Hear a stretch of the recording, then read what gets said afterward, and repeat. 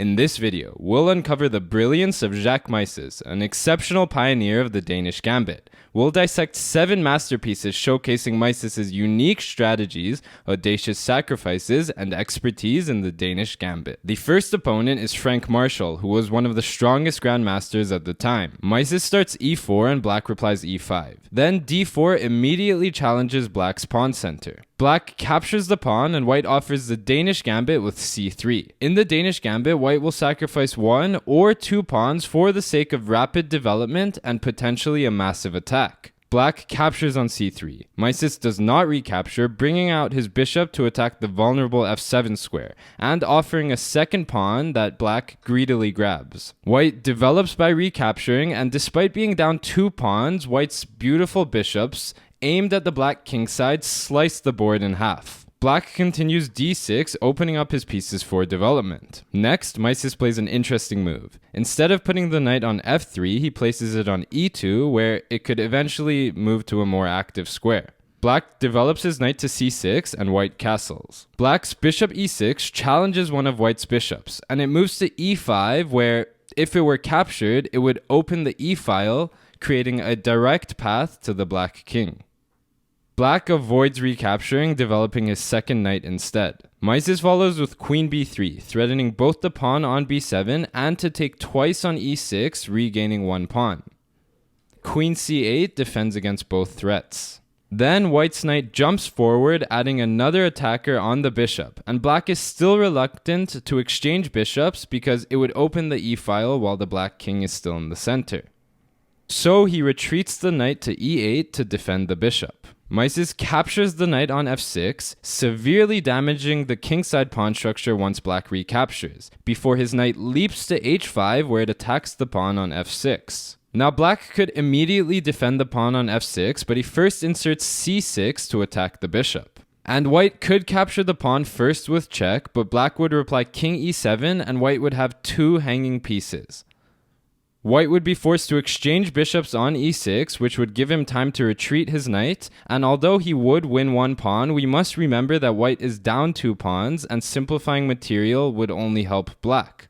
Mieses chooses a trickier move, rook e1. This does allow Black to take the bishop, but White would recapture, creating a pin on Black's bishop, and he would win it back on the next move. Moreover, with the open e-file that would be created and Black's king still in the center, White would have great attacking chances. Black does not take the bait, playing bishop e7 to defend his f6 pawn. White's queen f3 adds an attacker, and there isn't a way for Black to defend the pawn. He puts the rook on the semi-open g-file, aiming at the king. Mieses wins back 1 pawn with the knight, Black captures it, and White recaptures with the queen. Then Black finally captures the bishop, allowing White to open the e-file by recapturing, creating a pin and attacking the bishop. Black's rook g6 attacking the queen is followed by queen h8 check. The king goes to d7, getting out of the pin on the bishop, and you would think White would capture the bishop with check, but he does not. Mieses plays the best move, knight c3, bringing his final minor piece into the action and realizing that even though Black's bishop is not pinned anymore, it still cannot move. If the bishop did move, it wouldn't matter where to, let's say f5, it would surrender control of the e-file, allowing White to play queen e8 check. The Black king would be forced onto the path of the White knight. If the king goes to b8, then rook a to c1 would attack the queen, forcing it to d7, after which rook e7 would be devastating. Black's queen would be trapped, and he wouldn't even be able to take the White queen because White would have an unstoppable checkmate. And if b6, then White can play rook c7, and after taking the knight, this would be checkmate. Going back, the alternative for Black's king is to go to b6, and White would still play rook a to c1 attacking the queen, and after it moves, play knight c7 with the threat of queen e3, leading to an eventual nice ladder mate, with the queen and rook preventing the king from going anywhere. So, Black would be forced to exchange queens, allowing White to win the exchange by first capturing the rook in the corner with check, and then recapturing the queen. Back to the game. Instead, black makes the mistake of moving the bishop by capturing the pawn, giving Mieses an even easier victory. Queen e8 check forces the king to c7. Then knight takes d5 squeezes the king into a small space on b8. Rook 8 to c1 hits the queen, and she can't move without hanging the knight, so the knight blocks. Mieses chops the knight off the board, and the only recapture is with the pawn since the queen is pinned to the king, so black recaptures with the pawn. Finally, rook b1 is a spectacular checkmate. Mieses lured black's king into a tough spot, ripped open his shelter, and checkmated him on the spot. The next opponent is Frank Marshall again, and he again accepts both gambit pawns, giving Mieses a lead in development represented by his beaming bishops. Black continues d6, preparing his queenside development, and white plays queen b3, creating a battery directed at the soft f7 point. To defend, black plays queen d7, which has the drawback of locking in his bishop. White develops his knight to c3, and black develops his knight to c6, planning knight a5 with a fork. Mieses ignores this, playing knight d5, putting the knight on a powerful post. Knight a5 hits the board, and white swings the queen over to g3, where it attacks g7. Now black could take the bishop, but white would just capture on g7 twice, ultimately getting the rook in return. So black stops this with f6, giving white time to retreat his bishop to e2. Then black's c6 hits the knight, and it goes back to f4. Now black must castle soon before things start to open up in the center, so he plays knight h6 and will soon play bishop e7, paving the way for castling. Mieses swings the queen back over to c3 where it attacks the knight. Black plays b6 to defend while also opening a lane for the bishop. After white develops his knight, black develops his bishop, and both sides are ready to castle. First, Mieses advances his knight to d4, setting its sights on the weak e6 square. After black castles, white hops his knight into e6, attacking the rook. It moves to e8, and white continues to harass it with bishop h5. But this was a mistake. Black cleverly tucks his bishop away on f8, clearing the e-file of one more piece so that black can target the white king. Mieses captures the rook, winning the exchange, but he's about to be in big trouble. Black recaptures with the queen, opening up a double attack on the knight, and an x-ray on the hanging e-pawn behind it. White captures the bishop on f8, but black doesn't recapture, winning the pawn on e4 with check instead and hitting the knight, forcing white to block the check with the knight. The other white knight is going nowhere, and black realizes that, so he plays bishop a6, piling up on the pinned piece. Even if Mieses defends again, rook e8 is coming, so defending it would be pointless.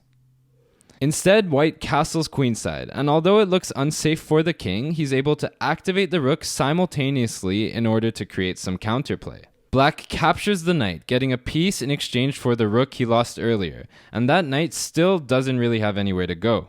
In response, Mieses plays rook d4, attacking the queen, so black takes on g2 and is now up a whopping 4 pawns. White brings his rook to the open e-file where it attacks the bishop. The bishop shouldn't move because it would allow the knight to escape with the support of the rook.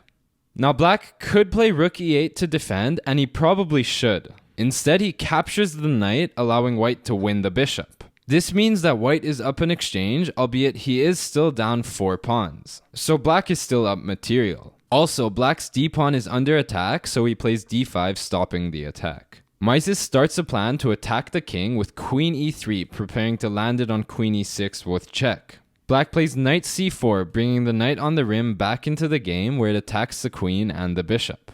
White replies with queen e6 check, and black blocks with the knight. However, the knight no longer defends the g4 square, and white immediately takes advantage, playing rook g4 supported by the queen and attacking the enemy queen. Black dodges the attack, playing queen f1 check, and Mieses blocks with the rook. Black grabs the pawn on f2, and white attacks the queen again with rook e2. Black checks again, white blocks again, black goes back to f2 with his queen, and white attacks the queen again. Here is where black makes the fatal mistake. Of course, black is up material, and he doesn't want to repeat moves and get a draw. He should just play queen f3. There would be no more attacks thanks to the knight, and he would just be up material and the game would go on. Instead, he retreats the queen to c5, surrendering control of the g2 square. Now white has checkmate in 4. Can you find it?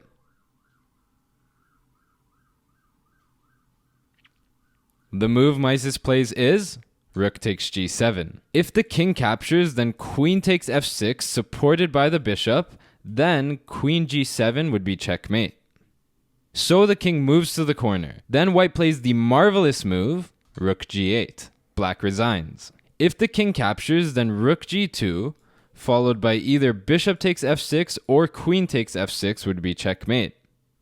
Otherwise, if the rook captures, then white would take on f6 with the queen, forcing the rook to block, and then queen takes g7 would be checkmate. Even though black had the advantage, he made one mistake and it cost him the entire game. The third opponent is Harry Pillsbury, a great American chess legend. He accepts the first pawn and Mieses plays bishop c4, offering the second one. This time black is a little more cautious, deciding to develop the knight to f6, attacking the e4 pawn. So white does not give black a second chance, capturing the pawn with the knight to defend his own pawn. Still, white is down one pawn and in return has a slight lead in development. Black plays d6, opening up his pieces and preventing any e5 ideas. Mieses plays e5 anyways. The idea is that if black takes, white could take on f7 with the bishop, and black would not be able to recapture since his king is responsible for defending the queen. Black does not fall for the trap, playing queen e7, pinning the pawn to the king. White plays another tricky move, knight f3. Again, black could take the pawn, but white would play knight g5, targeting the indefensible f7 pawn. Bishop e6 would not work because white would take it with the bishop, and once black recaptures, he would play queen b6, hitting both b7 and the pawn on e6. Meanwhile, black's king would still be in a precarious position. Black continues to attack the e5 pawn with knight b to d7. Mieses castles, and his rook will soon conquer the e-file. Black captures on e5, white recaptures with the knight, and black shouldn't take with the queen because of rook e1 creating a pin, so he recaptures with the pawn. Then white shifts his rook over to the e-file, putting immense pressure on the center where the black king still resides. Black plays c6 to stop any forward knight advances, and white plays bishop g5, pinning the knight to the queen. This pin puts black in an uncomfortable spot, so he plays h6, and once the bishop moves, he plays g5 to break the pin. After the white bishop drops to g3, attacking the pawn, black plays knight d7 defending. Mieses menacingly brings his queen to f3, targeting the pawn on f7. Black plays f6 so that his queen isn't overloaded with the defense of both the e-pawn and the f-pawn. White brings his knight to e4, adding an attacker to the f6 pawn, but also looking at the d6 square. Black's bishop g7 developing is followed by rook a to d1, adding another attacker to the d6 square. Black cannot castle kingside because of the white bishop, and in anticipation of knight d6 check, he moves the king to d8, is trying to escape towards the queenside. Mieses cunningly puts the rook on d6 instead of the knight, planning to double rooks on the d-file. Black carries on his great escape with king c7, getting out of the pin as well. White swings the queen over to a3, and now the threat is to capture on c6 with check, opening a discovered attack on the hanging queen. So black plays rook e1 to defend the queen, stopping the threat. White doubles his rooks on the d-file, and black plays knight b6, attacking the white bishop. Mieses' queen advances to a5, pinning the knight to the king. Now black wants to retreat his king into the corner, but this would lock out his own rook. So he first develops his bishop to f5, attacking the knight, and will next bring his rook into the center before tucking his king away on b8. White saves his knight, advancing it to c5, where it pressures squares around the black king. Finally, black moves his rook to d8, challenging white's dominant control over the d-file. This was a big mistake. Mieses captures the hanging pawn on a7, and black resigns. Black must have thought that he could just capture white's rook and be up material. But he likely missed that white's attack on b7 would be devastating. If black tries to defend with the rook, then knight a6 would exploit the pin on the pawn, and then after king c8, queen takes b8 would be checkmate. On the other hand, if he moves the king to c8, then rook takes c6 would force black to recapture with the pawn, after which bishop a6 would lead to checkmate as well. The final option for black is just taking the rook. Mieses would capture on b7 with check, and after the king drops to d8, he would take the knight with check. King c8 would be met with bishop a6, forcing the queen to block, and white would take with the bishop, forcing the king to b8, after which knight a6 is checkmate. Also, blocking with the queen is no better. White would take on d6, exploiting the pin on the queen to the king. Once the king moves, he would take the queen, forcing the king to f8, after which queen f7 would be checkmate.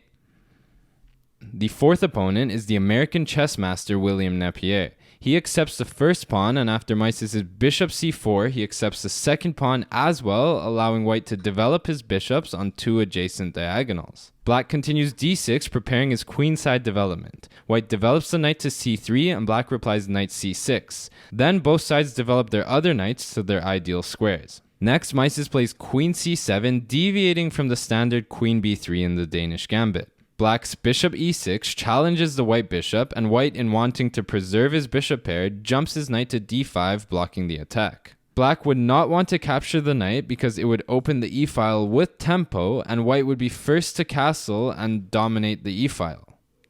So black develops his bishop to e7, preparing to castle. Mieses persistently puts pressure on black's position with knight g5 attacking the bishop. Black should not move the bishop because white would capture on f7, and after the king recaptures, he could play knight takes c6, opening a discovered attack on the king, winning a piece. So black plays h6, forcing white to make a decision, and white captures the bishop on e6. Black recaptures, hitting the knight, so it moves to f4, opening two attackers on the e6 pawn. Black pushes the pawn one square, hitting the knight. Mieses' knight hops to an intimidating post within black's camp with an attack on the black queen and the pawn on g7. Black must save the more valuable of the two, allowing the white knight to capture on g7 with check. Things are slowly starting to go south for black. He moves the king over to d8. The knight hops back to e6, giving check, and the king escapes to the queen side. Mieses castles so that he can bring his last piece into play. Now black sees a way to potentially win a pawn. He plays knight b4, attacking the queen, trying to remove the defender of the e4 pawn. And the queen could retreat to b1, but white sees a much more active alternative, queen b3. This attacks the knight, but black ignores this, capturing the pawn on e4. If white were to capture the knight, then black would have d5, attacking the bishop, cutting off the defense of the knight, and opening up an attack on the queen. Black would win the piece back. Instead, Mieses plays rook f to d1, lining up the rook with the black queen. Black's bishop h4 attacks the pawn on f2 for a second time, but white ignores this, capturing the knight on b4. Black captures the pawn on f2 with check, and after the king moves, he drops the bishop all the way back to b6, making way for the knight to hop into f2 with check, which would open up brutal discovered check opportunities on the following move. White must stop this, and rook f1 is the way. Now black could play knight f2, forcing white to give up the exchange. Instead, he opts for a more aggressive choice, playing queen e7, planning queen h4, and knight g3, which would be checkmate, exploiting the pin on the h-pawn. Mieses skillfully spots bishop takes e5, exploiting the pin on the pawn to the queen. The queen goes to h4, but white's bishop is stopping the knight g3 threat. White plays knight f8, supported by the rook, planning to play knight g6 with a fork on the queen and rook. In case black takes the bishop, white also has ideas of playing bishop e6 check, and depending on where the king goes, white would have good attacking opportunities. So black plays d5, hitting the bishop with the idea that if it were to move, black would have knight f2 with check, opening a discovered attack on the hanging queen.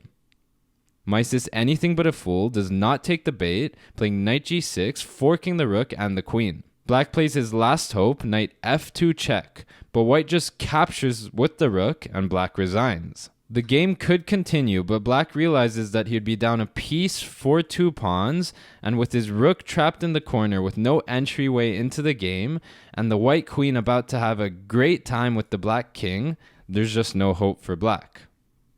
The next opponent is the Austrian chess master Johann Berger, and he accepts both gambit pawns, giving white an astonishingly active position. Black plays d6, and Mieses replies queen b3, pressuring the b7 pawn and creating a battery aimed at the f7 square.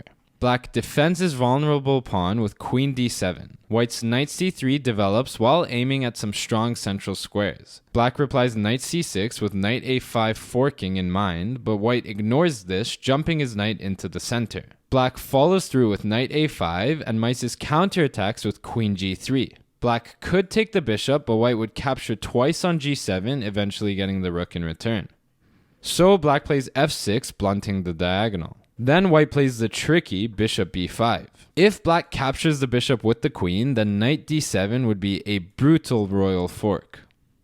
So black blocks with c6. Now 2 pieces are forked, and it seems Mieses is in trouble, but he has bishop c3, which actually traps the knight.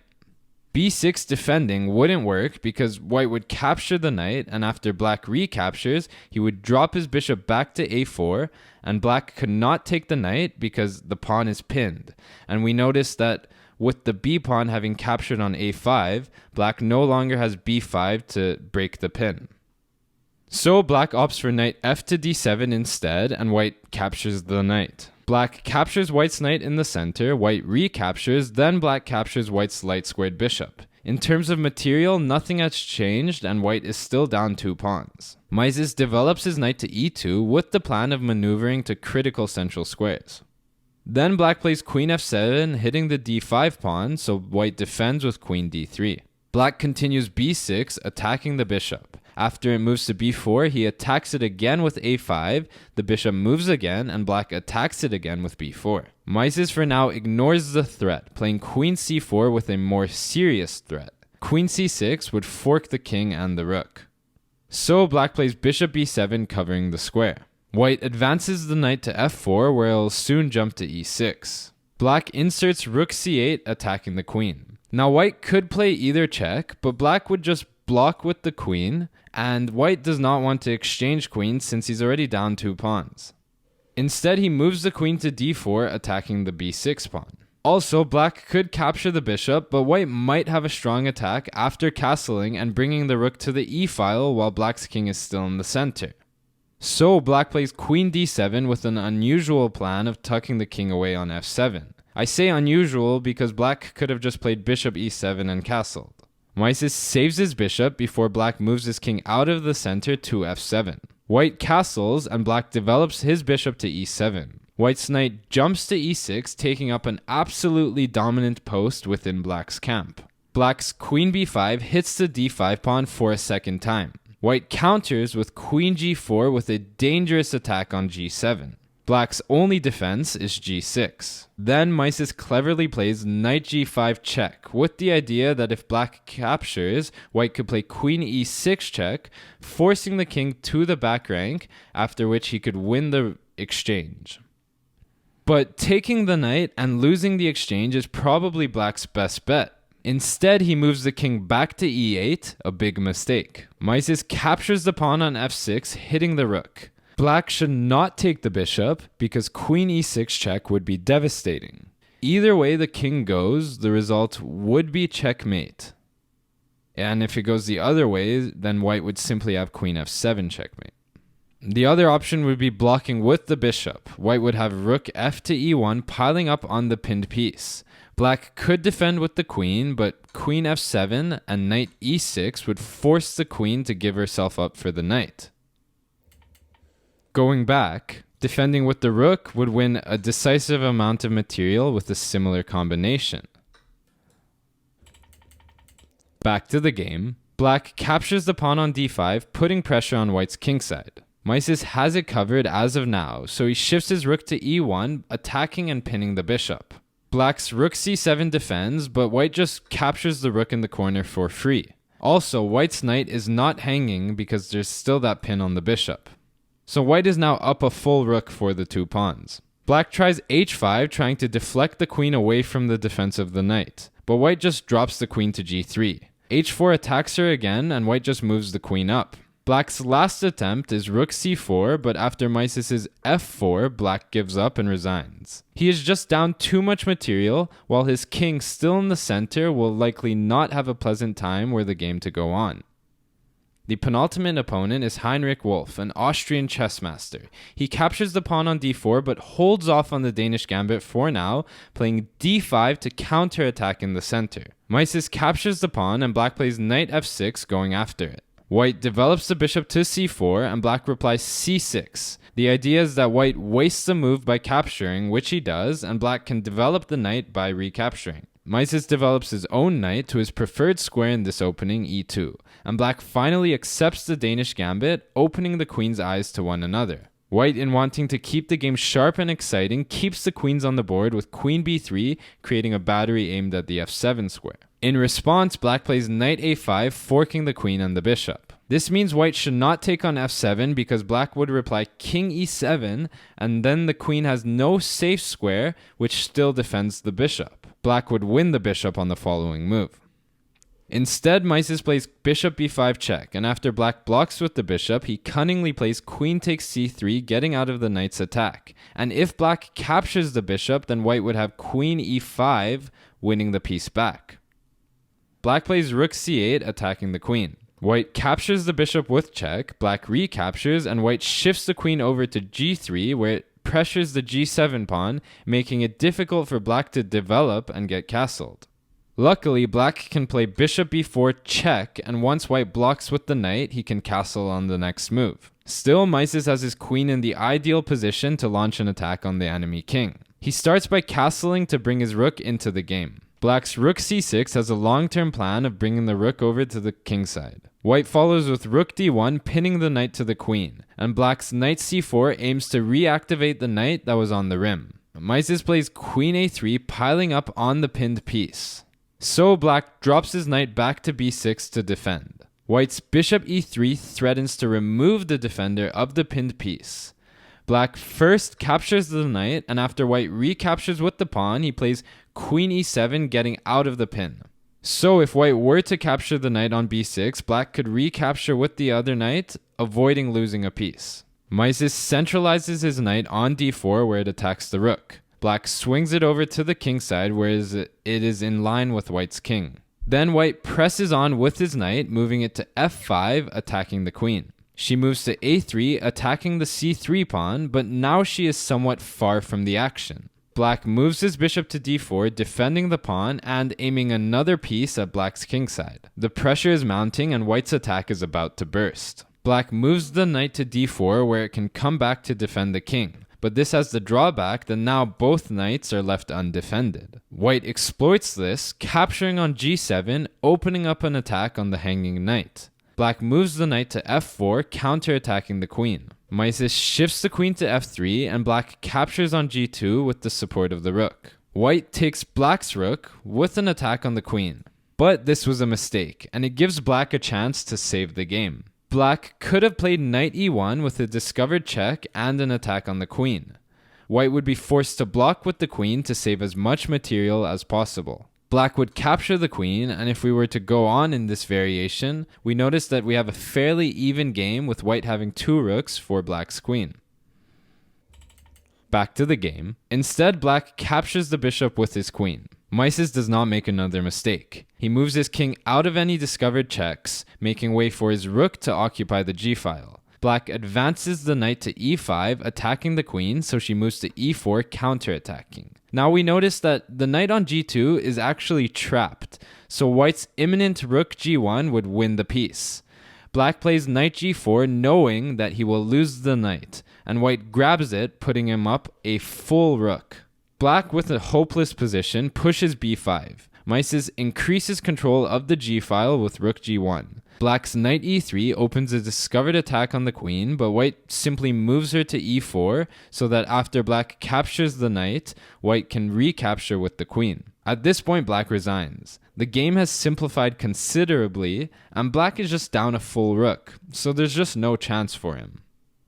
The final opponent is the Romanian chess master Adolf Albin, and he accepts both gambit pawns, giving white a healthy lead in development. Black continues bishop b4 check, and Mieses replies with an interesting move, king f1 dodging check. This does not give black the opportunity to exchange pieces if white were to have blocked the check with a piece, and now black must figure out a way to defend the pawn on g7. White would likely meet knight f6 with e5, so black retreats the bishop all the way back to defend. Mieses carries on with his development, playing knight c3.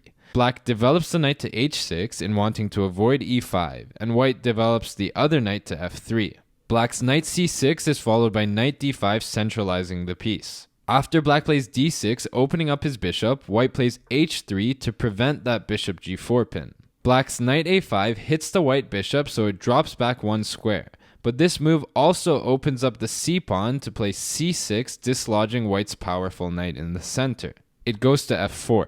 Then black plays f6, blunting the diagonal so that he can safely develop his bishop, and he can also bring the knight back into the game. Mieses next plays knight d4, coordinating his two knights and attacking the e6 square where one of them could eventually land. Black follows with knight f7, looking at the nice e5 square, and white plays bishop c3, attacking the knight. Although the black knight is defended, the knight does not have a safe square to move to, so white would likely play queen d2, adding an attacker and putting black in trouble.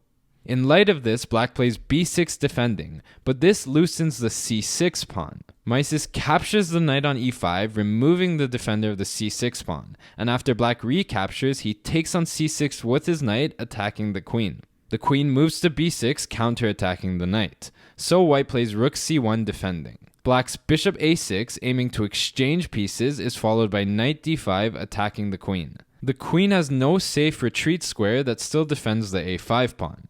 So after she moves to b7, white is able to win the pawn on a5 with his knight, attacking the queen. Black captures the bishop on d3 with check, white recaptures, and black advances the queen to b2, attacking the rook. Mieses shifts the rook over one square, attacking the queen, and black responds with the counterattack, knight e5, hitting white's queen. White retreats the queen to d1. Now black could take the pawn, but he decides to move the queen to a3. This choice doesn't make much difference for white's continuation. The knight leaps to c7, giving check, and after the king moves to d7, white places the queen on d5, where it will soon infiltrate. If black takes the knight, then white's queen to b7 would force the king to the back rank, after which he could take the rook with check, and once the king comes back to the 7th rank, he can bring his own rook to the 7th rank, and the attack would be devastating. So black brings his rook to c8, and Mieses finds the only winning continuation. Can you find it as well?